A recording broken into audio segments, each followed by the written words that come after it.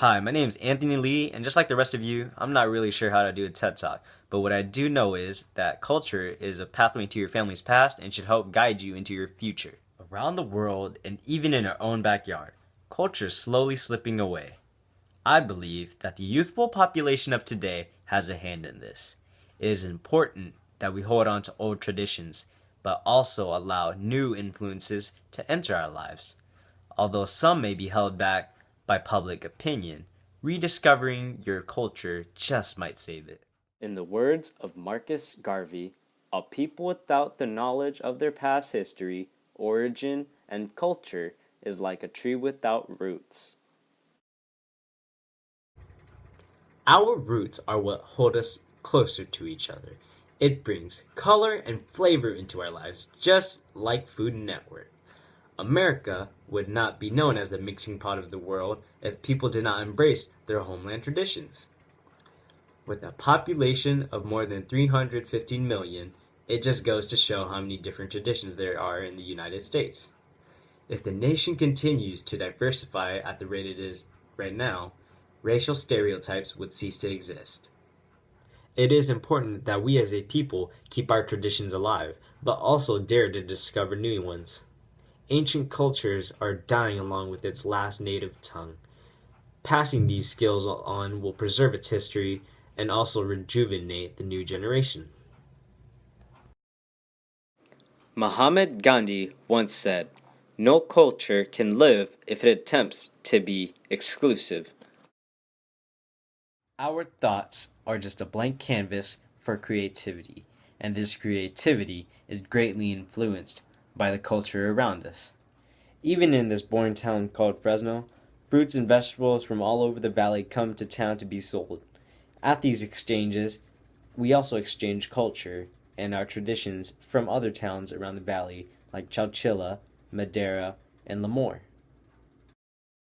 Even in the modern world, Bill Gates states that if your culture does not like geeks, you are in real trouble. One thing I've learned throughout my life is that you should not be narrow minded. While others might see it as peculiar, you might see it as interesting. Well, I bet some of you did not know I was Asian. Well, let me tell you that Asian cooking is recognized around the world for its amazing taste. Sticky rice sounds odd, but some of you in the audience may have tried it or may know someone else who has tried it, and you have to agree, it's pretty darn good. This proves that my culture has crossed paths with others, which slowly breaks down the racial stereotype. As a child and even now, I feel that my own tradition is slipping away from me, and some of you may feel the same.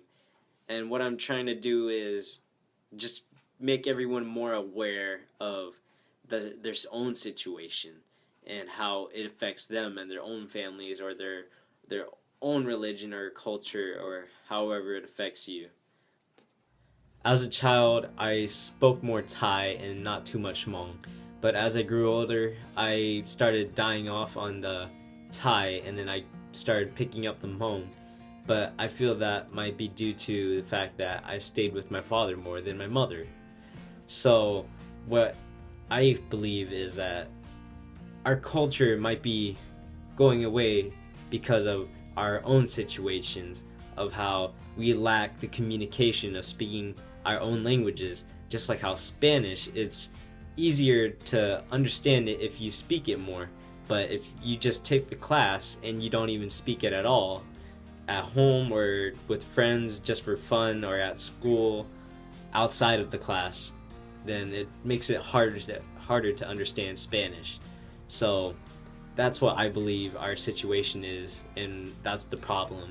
We're not communicating as much as we should, or understanding the culture as much as we should, dressing up, wearing this kind of attire to a special event, or eating or trying new foods from that region.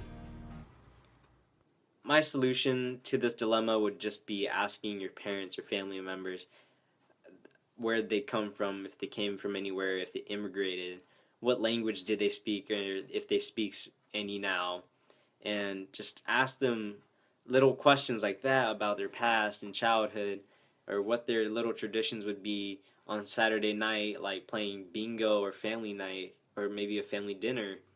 Some people do reunions, and I see that as a tradition. Just like how in San Francisco, it's a tradition just to go be a tourist and look at the San Francisco Golden Gate Bridge. That's a tradition for everyone.